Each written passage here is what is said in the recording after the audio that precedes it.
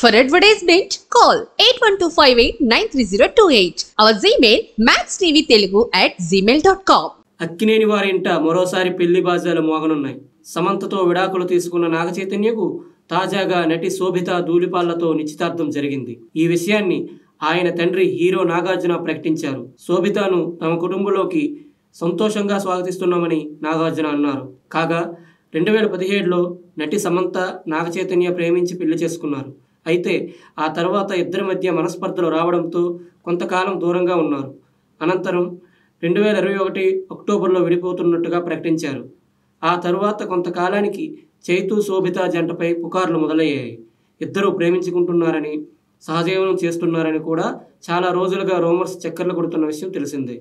ఇప్పుడు ఏకంగా నిశ్చితార్థం చేసుకోవడం ఇంట్రెస్టింగ్గా మారింది. అసలు ఎవరి శోభిత అని అనుకుంటున్నారా? శోభిత ఏపీలోని తెనాలికి చెందిన అమ్మాయి.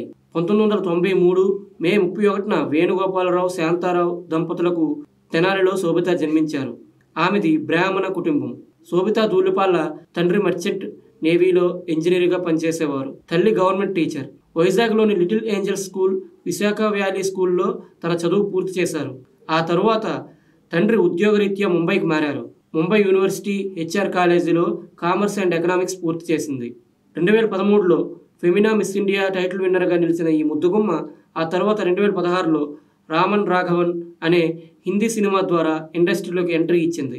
ఆ తర్వాత పలు తెలుగు, హిందీ, మలయాళ చిత్రాల్లోనూ తన నటనతో ప్రేక్షకులను ఆకట్టుకుంది. ముఖ్యంగా పొన్నియిన్ సెల్వన్, మేజర్ సినిమాల్లో సూపర్ పెర్ఫార్మెన్స్తో విమర్శకుల ప్రశంసలు అందుకుంది. హాలీవుడ్లోనూ ఇటీవలే ఆమె అడుగుపెట్టింది. ఆమె సంప్రదాయ నృత్యాలైన భరతనాట్యం, కూచిపూడిలలో కూడా శిక్షణ తీసుకున్నారు.